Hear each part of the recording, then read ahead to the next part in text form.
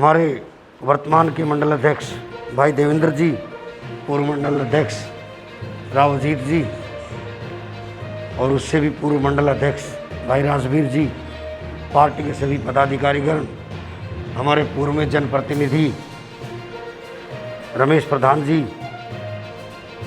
RWA के पूर्व पदाधिकारी समाज सेवी राव सहीराम जी, पार्टी के युवा के लीडर डॉक्टर धर्मेंद्र जी, हमारे कामरेड और उद्योग एसोसिएशन के नेता नरसिंह चौहान साहब और सभी साथीगण,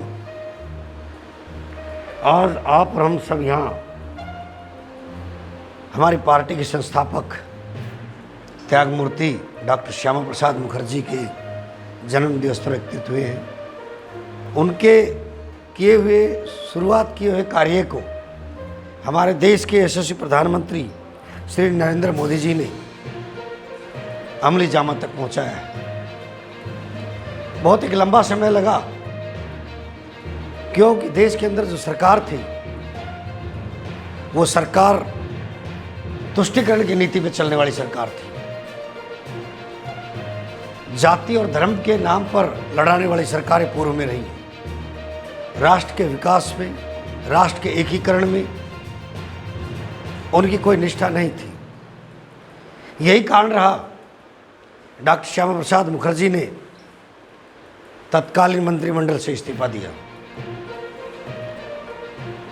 जब धारा 370 की बात आई, डॉक्टर श्यामा प्रसाद मुखर्जी ने पुरजोर विरोध किया और उनके साथ कैबिनेट में मंत्री रहे डॉक्टर भीमराव अम्बेडकर जी, उन्होंने धारा 370 लिखने से मना कर दिया। स्ट्रेट फॉरवर्ड जब अब्दुल्ला जी मिलने आए डॉक्टर अम्बेडकर से नेहरू जी के निर्देश पर, तो उनको बिना मिले ही वापस भेज दिया कि मैं देश के साथ गद्दारी नहीं कर सकता।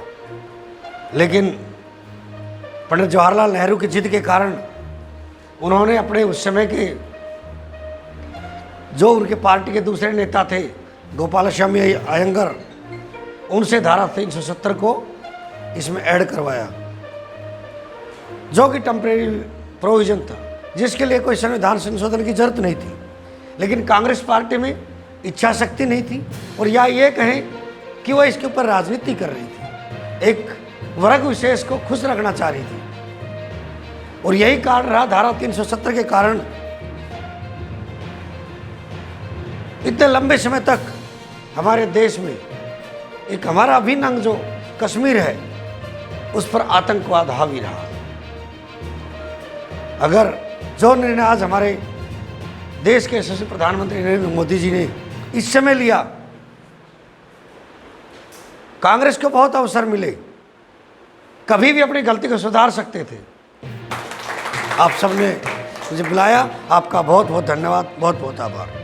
प्रसाद मुखर्जी के 119वें जन्मदिन पर यहाँ पहुँचे आदरणीय विधायक श्री सत्यप्रकाश जरावता जी, पूर्व मंडल अध्यक्ष रहे अजीत यादव जी, उससे पूर्व में मंडल अध्यक्ष रहे राजवीर यादव जी, पार्टी के वरिष्ठ कार्यकर्ता डॉक्टर धर्मेंद्र, समाज सेवी और पार्टी के साथ जुड़कर काम करने वाले के शर्मा जी, अशोक यादव जी, सहीराम जी, डॉक्टर धर्मेंद्र जी, अभिमन्यु थानेदर जी, पवन यादव जी, बने सिंह जी, बीटू कासम जी, रमेश सरपंच जी, परवीन, पूर्व मंडल में महामंत्री रहे हुए अजीत नाहरपुर जी, के यादव जी, राम किशन यादव, आशीष यादव और पार्टी के गणमान्य सदस्य आज इस कार्यक्रम में यहाँ पहुँचे, उनको हार्दिक धन्यवाद। डॉक्टर श्यामा प्रसाद मुखर्जी कहते थे, अगर सरकार देश के शिक्षण संस्थानों और औद्योगिक संगठन मिलकर उद्योगों को बढ़ावा देंगे तो देश बहुत जल्द ही आर्थिक तौर पर स्वतंत्र हो जाएगा। डॉक्टर श्यामा प्रसाद जी कहते थे कि शासन का पहला कर्तव्य जनहीन गृहहीन जनता की सेवा और उनके जीवन स्तर को ऊंचा उठाने का था। जब वो बंगाल के वित्त मंत्री थे तो उन्होंने बहुत व्यापक स्तर पर उन्होंने भूमि सुधार का काम किया था। उनका मानना था शासन अंग्रेजों की तरह राज करने के लिए नहीं, बल्कि नागरिकों के सपने पूरे करने के लिए होना चाहिए। डॉक्टर श्यामा प्रसाद जी कहते थे, सबसे ज़्यादा महत्व उन्होंने शिक्षा पर, स्वास्थ्य और सुरक्षा को दिया। डॉक्टर श्यामा प्रसाद मुखर्जी का जीवन विद्या, वित्त और विश्वास, इन तीन मूलभूत धाराओं का संगम रहा था।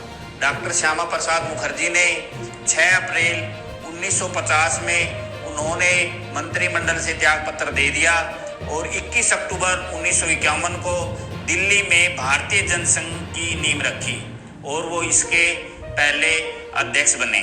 1952 के चुनाव में भारतीय जनसंघ ने 3 सीटों पर विजय प्राप्त की, जिनमें से एक सीट पर डॉक्टर श्यामा प्रसाद मुखर्जी जीत कर आए थे।